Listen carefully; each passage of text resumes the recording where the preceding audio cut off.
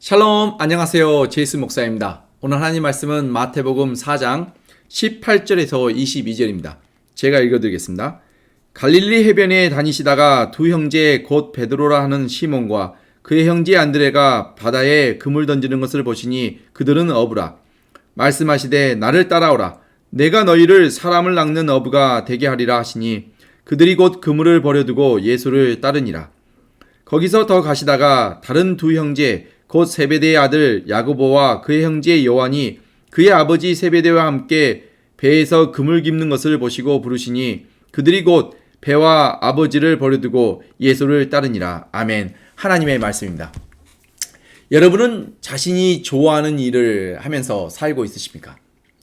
세상은 자신이 잘하는 일, 좋아하는 일을 하며 살라고 말합니다.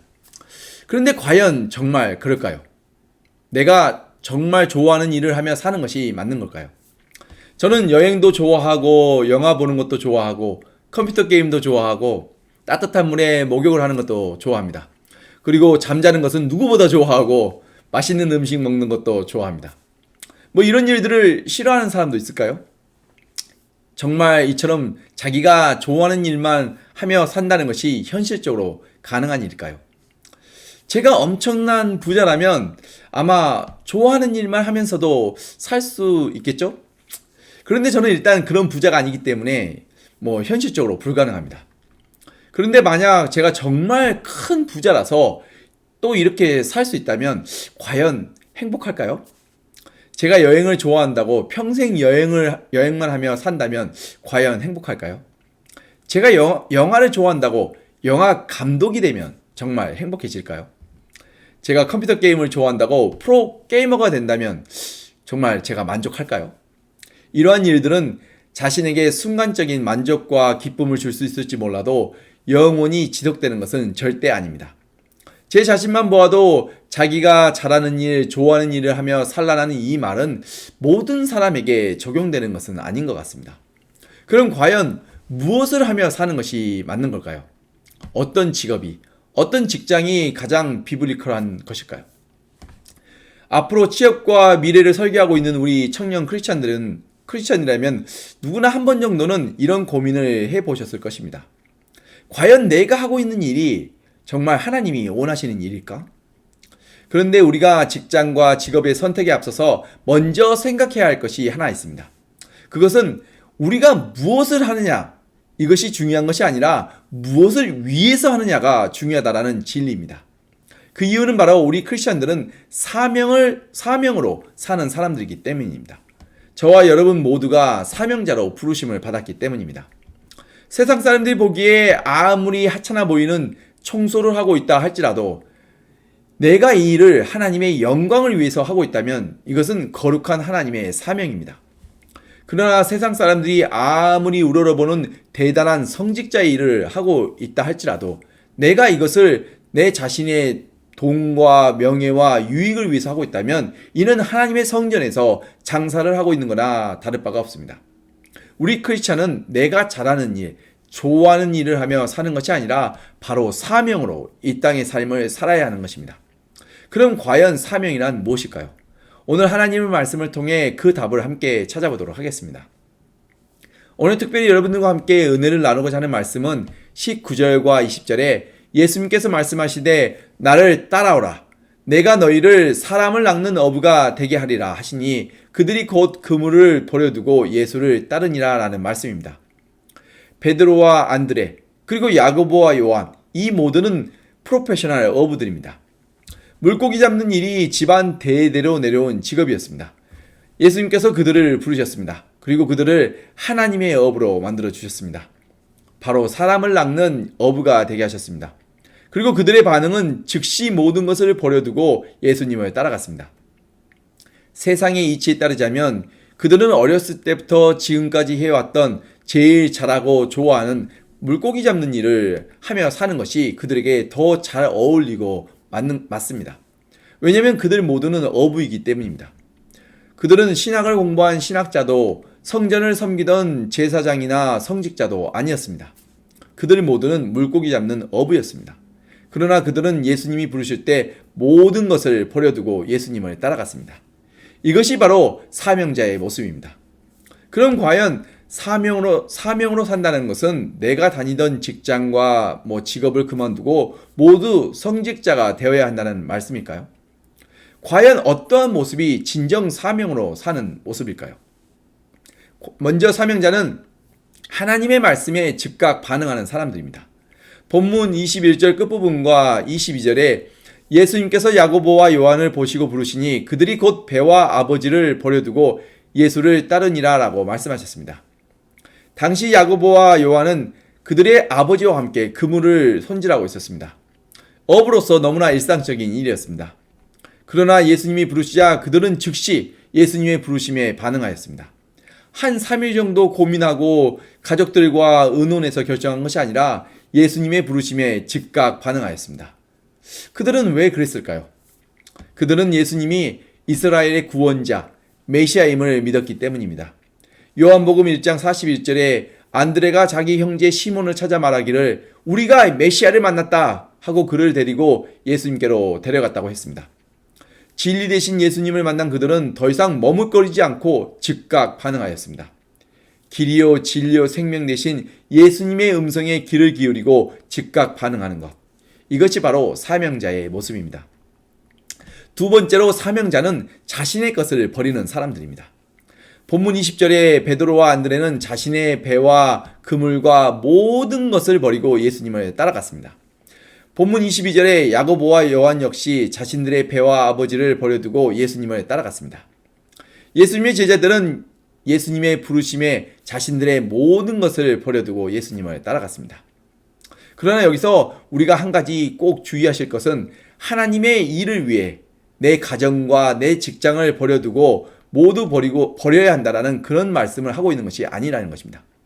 이 말씀의 핵심은 내 삶의 중심이 내 자신이 아닌 예수 그리스도가 되어야 한다는 것입니다.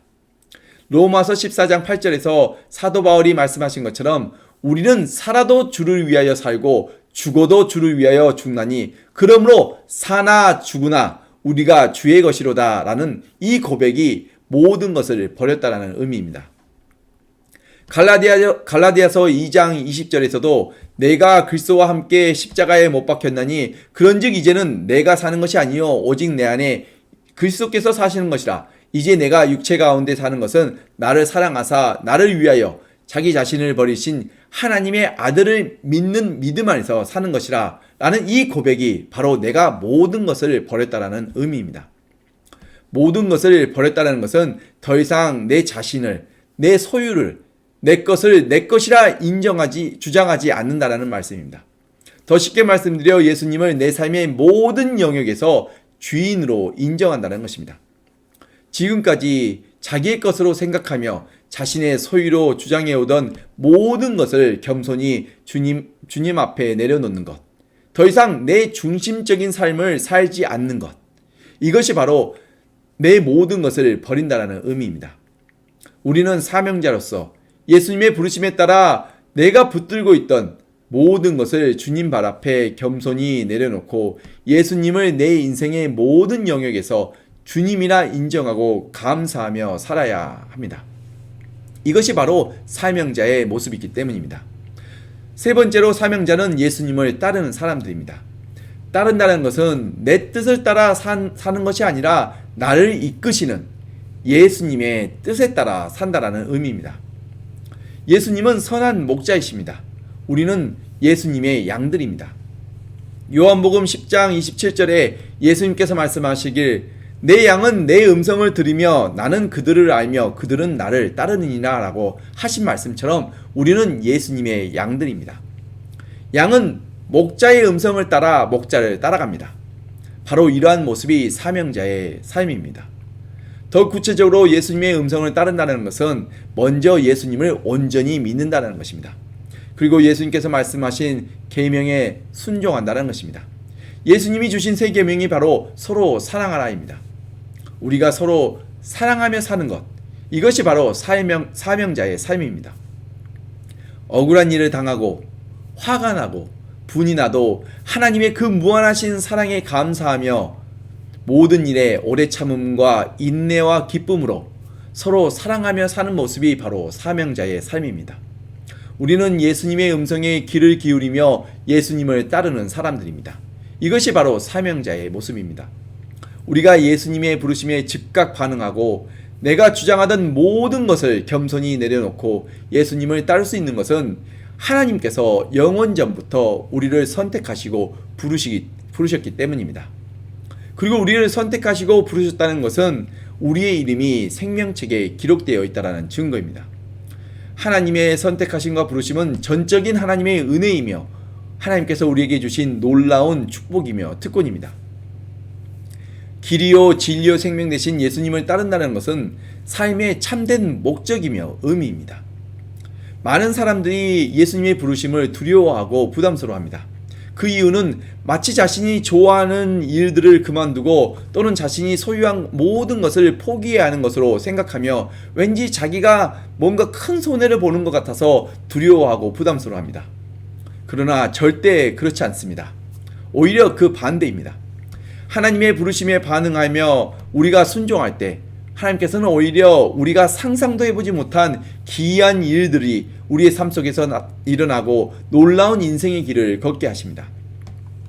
광야에서 양을 치던 모세는 하나님의 부르심에 순종하여 애굽에서 종살이하던 200만 명이나 되는 이스라엘 백성들을 홍해를 건너 가나안 땅으로 이끌어냈습니다. 가족들에게 인정도 받지 못했던 막내 아들 다윗은 하나님의 부르심에 순종하여 이스라엘의 왕이 되었습니다. 물고기 잡던 베드로는 예수님의 부르심에 순종하여 초대교회의 위대한 지도자가 되었습니다. 저도 이러한 한 증인 중에 한 사람입니다. 제가 예수님의 부르심에 반응하여 순종하였을 때 제가 상상도 해보지 못했던 아미 채플린이 되었습니다. 군법으로 정해진 나이 제한을 7살이나 뛰어넘어 미 육군의 군목의 길을 걷게 하셨습니다. 저는 신체적으로도 능력으로도 언어로도 도저히 스스로 할 수 없는 미 육군의 군목이 되어 있습니다. 지금도 저는 제가 십자가가 달린 군복을 입을 때마다 마치 꿈을 꾸고 있는 것 같습니다. 미 군인들이 저에게 격려를 붙이고 퍼블릭 장소를 가면 Thank you for your service라는 인사를 받고 또 누군가가 내가 먹고 있는 그 음식값을 내주는 경우가 여러 번 있었습니다. 밥을 공짜로 먹어서 기쁜 것이 아니라 미국 사람들이 저를 인정해주고 고마워하는 모습이 너무나 신기하고 놀랍기 때문입니다. 제가 무엇이길래 하나님께서 저를 이토록 생각하시고 이런 자리에 있게 하시는지 그저 놀랍고 감사할 뿐입니다. 하나님의 부르심에 순종하는 것은 의무라기보다는 축복이며 특권입니다. 우리는 사명자입니다. 우리는 내가 좋아하는 일, 잘하는 일을 하며 사는 사람들이 아니라 사명을 따라 사는 사람들입니다. 그리고 우리가 사명을 따라 산다는 것은 단순히 성직자의 길을 걷는다는 것이 아니라 우리가 어디서 무엇을 하든 더 이상 나를 위해, 내 자신을 위해, 돈을 위해, 명예를 위해 일하는 것이 아니라 하나님의 영광과 주님의 존귀한 이름을 위해 일하고 있다는 것을 인식하는 것. 이것이 바로 사명을 따라 사는 사명자의 삶입니다. 그리고 하나님께서는 우리가 감당하지 못할 일들을 맡기시지 않습니다.